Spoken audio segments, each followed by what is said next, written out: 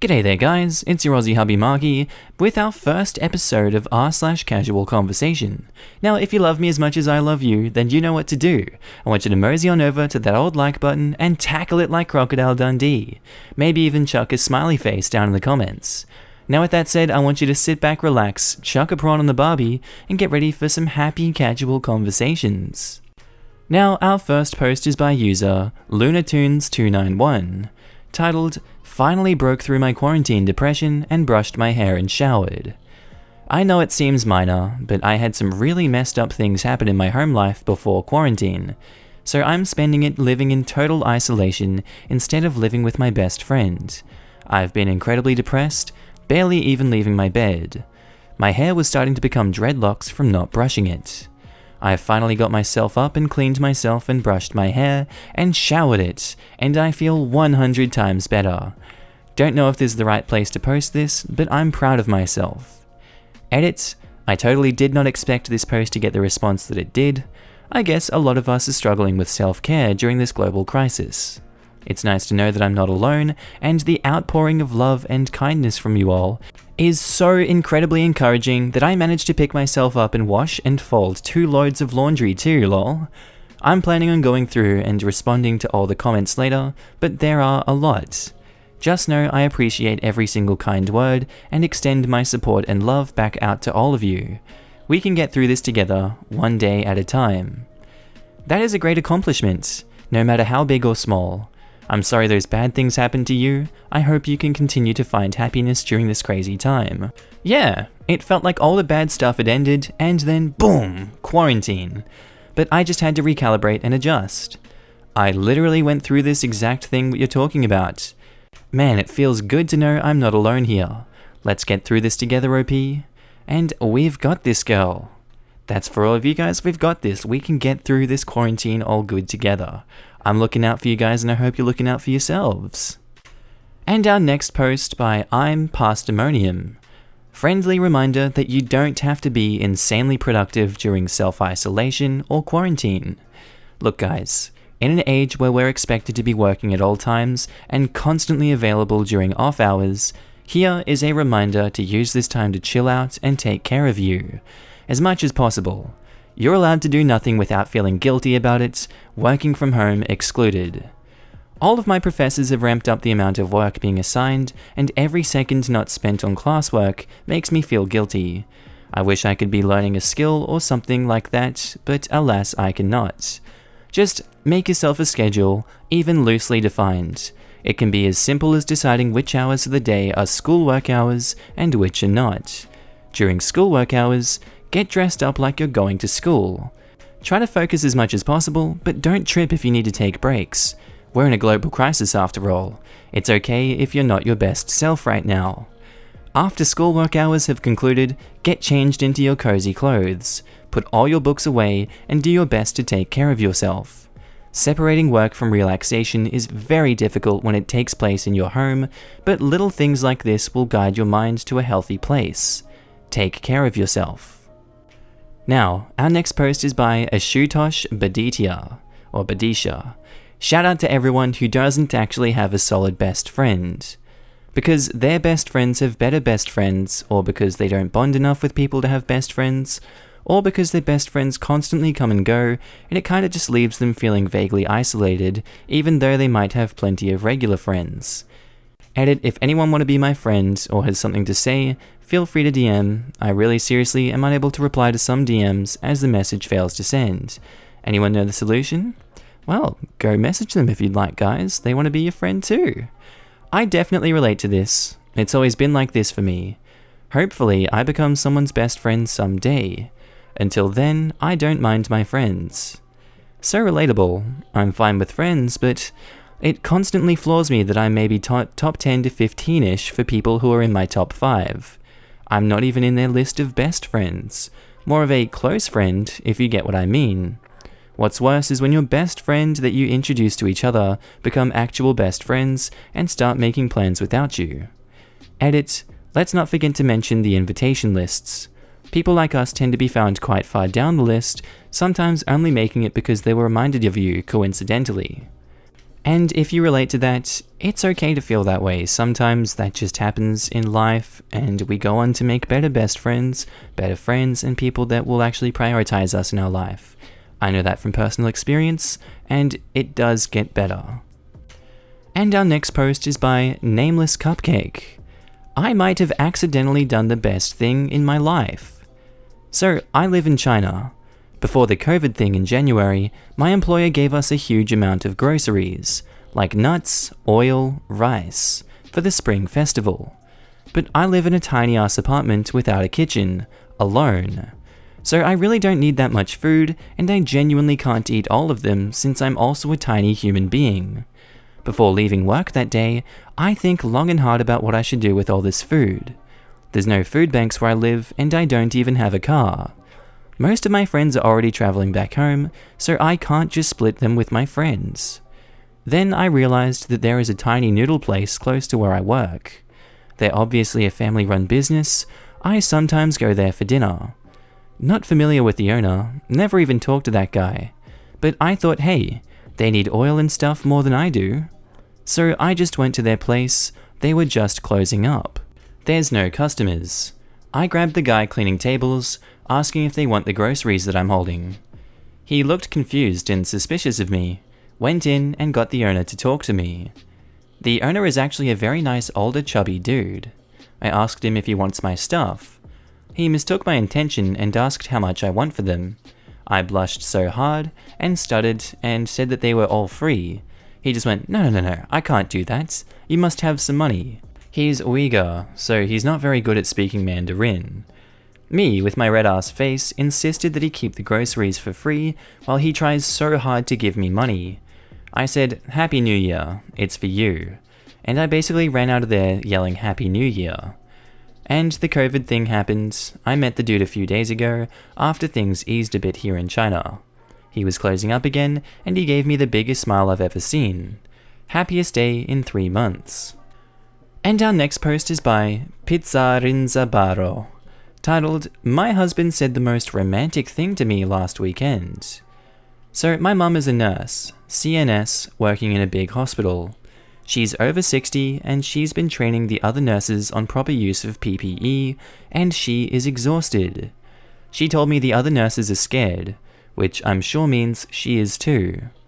I live on the other side of the country from her. She lives alone. So my dad was also a nurse. He retired early due to his health. He was 9 years older than Mum and really beat up his body throughout his life. We lost him in August. I think it was a heart attack, but I'll probably never know for sure. With everything going on right now, I haven't been sleeping well. I'm constantly worried about my mum. Last weekend, I broke down and told my husband I was terrified my mum would get sick and air travel would be restricted and I wouldn't be able to get to her. That she would tell me not to risk it, not to come. That things would go south quickly and I wouldn't be able to get there in time to see her. I didn't make it in time to say goodbye to my dad. So I'll drive you there. Reddit, I didn't even think of driving home to her. It would take days and we don't have a car. He threw this suggestion out so casually, but I know he means it. He would find a way to get me to my mum and take care of us. He dissolved so much stress with that one sentence. I love him so much and he's so dedicated to me, even though I'm an idiot who forgot cars exist. And our next post by user Sherlock and Load. PSA. There's an important difference between disinfecting and sanitizing.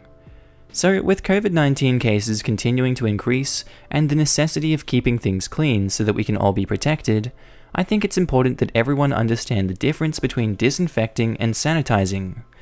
I see people using disposable wipes in the grocery store aisles on shopping carts and such, but cleaning those surfaces in a way that provides very little actual protection. In the US, a sanitizer is a product that kills 99.9% of bacteria within 30 seconds. This can have some effect on viruses and fungus as well depending on the product, but its effectiveness isn't assured for those, so check if a claim is made on the label. Things like hand sanitizer are fairly effective when used correctly. In the US, a disinfectant kills 100% of the organisms it is designed for within 10 minutes. Most over-the-counter are general purpose and cover bacteria, viruses, and fungus, but they take longer to work. For example, the popular and out of stock almost everywhere Clorox disinfecting wipes kill 99.9% of bacteria and viruses with specific types listed. The CDC states that most EPA-registered bleach or up to 70% alcohol-based household cleaning products should be effective when used correctly. The big thing here is that products like Clorox wipes require the surface to be covered and wet for at least 4 minutes before wiping away. The big takeaway is that sanitizers are fast killers but less effective, and disinfectants require time to be effective. If you see someone wiping down a cart with a wipe and then immediately wiping the solution away with a paper towel, they haven't protected against anything. Same goes for the cashiers cleaning the checkout stands and so forth. Disinfectants take anywhere from 1 to 10 minutes to be fully effective, and most seem to be around 5. Washing your hands is probably the best way to keep yourself and your family safe after coming in contact with surfaces that you aren't sure if they are clean. This includes groceries that you brought from home from the store or picking up the mail. If you can't find anything else and you want to be safe and disinfect the surfaces of your home, you can make your own solution with an alcohol concentration of at least 70% or 140 proof. Bleach solutions are certainly effective as well. Just follow the directions on the label. It doesn't take much as long as the bleach is fresh. Bleach on the shelf degrades after 6 months, losing about 20% per year. Stay safe, stay home, stay vigilant. And our next post is by The Most Loneliest Day, titled, "No, I do not have more free time thanks to COVID-19. So most people post about how they pass their time at home, how they've reconnected with their families, spouses, roommates, and have learned to appreciate and value their time outside of work. Well, I'm happy for you all, but for some of us, we cannot do that. I am a university student, and honestly, I need this to end. I have never been the best at time management, but this is getting out of hand. My professor expects me to work 24/7 just because we don't have anything better to do. Just because I'm at my place doesn't mean I have to spend 12 hours a day in front of a computer screen. Debatable. My workload has gone from 70 to 100 real quick. It feels like my room is my workspace. I can't get to enjoy my place, play video games, play with my dog, or even have a proper chat with my family, because I am far too tense finishing projects for professors who don't even care about me and my own program. A professor actually decided that we'd have lessons on Tuesdays, and I explained to her that on Tuesday I have another class and I can't attend both at the same time. She basically told me to attend hers more and ignore the other class. I am not a top priority because out of 13 kids she managed to get 12 to be able to attend, so I am part of collateral damage. However, we used to have classes on Fridays which didn't conflict with anyone's schedule as far as I know. Those things were always an issue at my university, and it's only gotten worse with the ongoing pandemic. Oh, did I tell you I have lessons on Saturdays? Actual effing Saturdays. I hope I don't have to explain why this is wrong in so many levels. I am bloody furious and can't get a break. It's the tension talking, but university life in general is hell, let alone now that we're expected to work our asses off even more than we already did. So yeah, this is my life now. I wake up, open the computer for 10 plus hours every day. I cannot see my boyfriend, I cannot see my friends, I cannot skip class for a single day, and I cannot address my issues or even just rest for a day or two. I guess I needed to vent before I had to go back for another 6 plus hours of working sessions for a project that will be dismissed pretty soon. Please comment if anyone has a similar story, whether student or professor, and how they are handling it. Many of us could use the advice. Edit, thank you for your encouraging words and for sharing your experiences. Many of you suggest I report the professor to a supervisor. Thing is that most professors, including the course's dean, or the head of department, here it's the same thing. They are equally or more corrupt, and would probably have no effect. Like I mentioned in a comment, there are many ongoing issues with the quality of the classes in this particular course, and each year students close the uni for weeks in protests, and even end up protesting at the Ministry of Education to no avail. I should add at this point that universities here are public and we don't pay for our courses, but we do take admission exams near the end of our senior high school year. Edit 2, it's relieving to see that this resonates with so many people, so much that I even got my first award. Thank you very much, kind stranger. Also, thanks to everyone who commented and told their own story. Even though I don't have enough time to read them all right now, Reddit's friendliest place has really proved to be a safe place for many people. And I'm glad that we at least have that. We are not alone in our struggles, and as long as we have each other's back, we will make it through it all. Stay safe everyone, and let's all be kind to each other. And our next post by user Alternative Wit, titled, "My mama just washed my hair for me."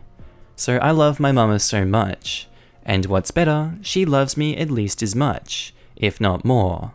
I'm crying right now because I'm just so thankful for her and all she does for me. I've been in a really bad depression slump these last 3 weeks and didn't brush my hair once. And when I properly opened the messy bun I've been sporting this time, while sleeping with my hair open, a good third of my hair was matted into 2 big clumps. My hair reaches my mid-back and easily tangles in knots if I leave it open, so my hair was in a really bad situation. I braved the situation, armed with deep conditioner and argan oil, and spent about an hour and a half to unravel a bit over half of it. But then came the part that was at the back of my head, which was the worst, because it was the section with the biggest knot, and I simply couldn't see what I was doing. I really tried, but I couldn't manage. Luckily, after a bit of a cry and the serious consideration of just snipping it all off, the top of the matting was nearly at my scalp, I heard my mum tell my dad she was going to finish some work after watching the news with him. So I opened the bathroom door and asked her if she had time to help me. And this angel came to help me, not knowing what was going on, despite having work to do.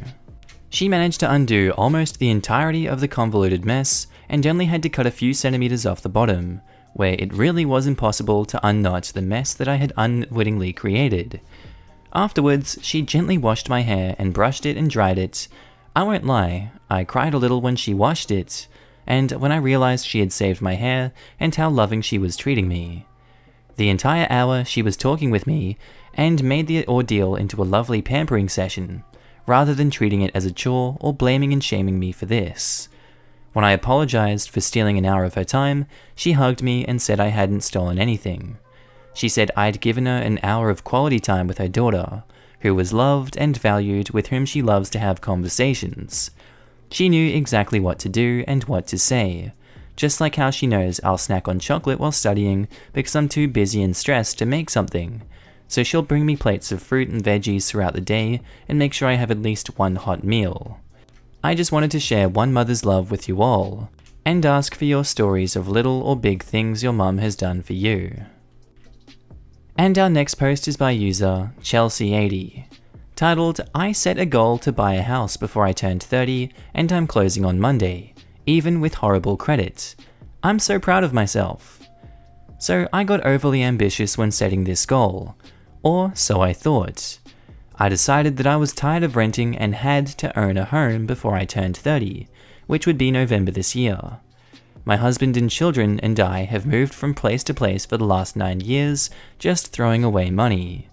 The unfortunate part is we have horrible credit scores, 520 and 545, so I thought there was no way in hell I was accomplishing this. I stayed determined and dedicated to the effort anyway, and we are closing on our new home on Monday. It might not seem like a huge deal to some, but the time and energy I put into getting us to this point was truly huge to me, and I'm so proud that I'm actually accomplishing this huge goal that I set for myself. Just wanted to share my elation somewhere. Thanks for letting it be with you guys.